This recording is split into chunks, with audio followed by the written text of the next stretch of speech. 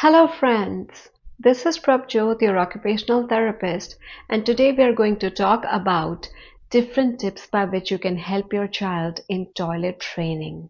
If your child has challenges with it, because trust me, use of nappies for so many years actually negates the need for your child to actually use the toilet.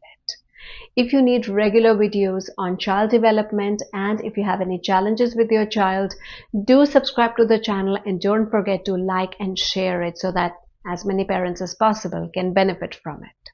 Step number 1. We usually ask the child, do you want to go to the toilet? Do you want to use the restroom? Instead, you can schedule it and say, time for going to the toilet, or you can use a particular term consistently with the child, either toilet or time to use the washroom, any term that you want to use, and do not ask any questions at the time. Visual prompts really help over here, so a card or an indication of pointing towards the toilet door so that the child understands they need to go.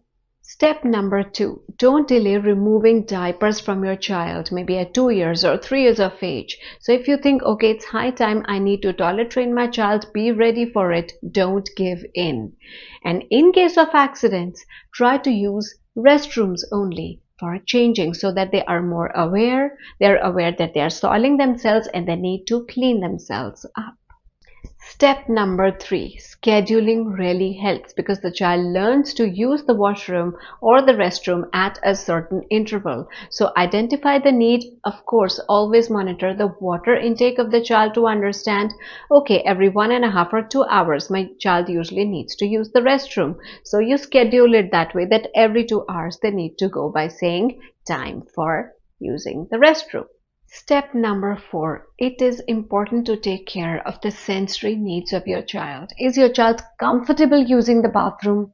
For example, any kind of strange smells, maybe too good or too bad smells in the bathroom, you need to be consistent with it is clean all the time and excessive smells are not bothering your child.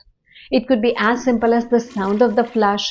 So maybe during that time the child can wear earmuffs, or they can leave the bathroom and later on you can flush it so that over time they understand.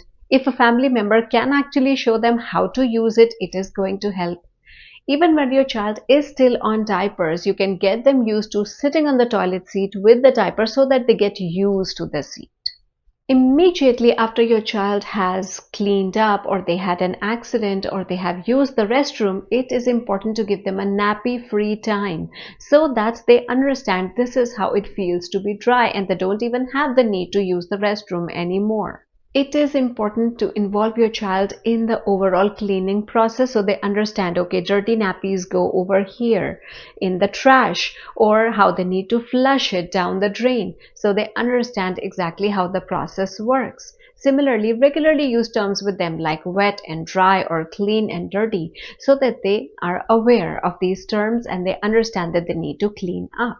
And as far as making them comfortable goes, ease of clothing is important, so additional buttons or zippers or belts are really not going to help you. Step number 5, visual cue sequences really help. So if they have the sequence available in the bathroom, they know, okay, this is how they are supposed to go about it, and they remember even to wash their hands in the end. Step number 6, even if your child resists initially, if you have made up your mind about toilet training them, be consistent. I'm supposed to do this. It is okay if my child is asking for diapers. I'm not going to give in so that the child feels, understands that the toileting has to be done within the restroom.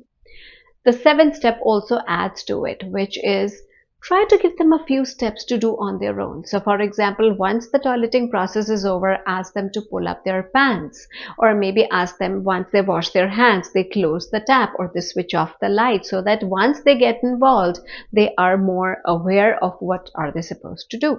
Most children are afraid that their feet are hanging in the air while sitting on a toilet seat. So providing them with a simple stool or some kind of step up helps them to keep their feet firmly on the ground or on a surface, which gives them more comfort. The parent can stand on their side and they can also have, if possible, some kind of bar that they hold on to so that they don't feel they are going to lose balance.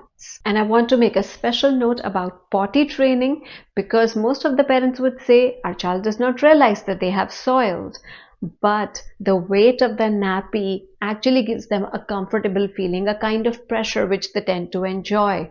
So in that case, involving them in the cleaning process, allowing the child to use the diaper while they sit on the toilet seat is going to make them more comfortable going over there. Later on, you can start making holes in the nappy so that they actually soil. The child sees that they have passed the poop inside the toilet seat, and allow them to flush so that they understand this is how you get clean.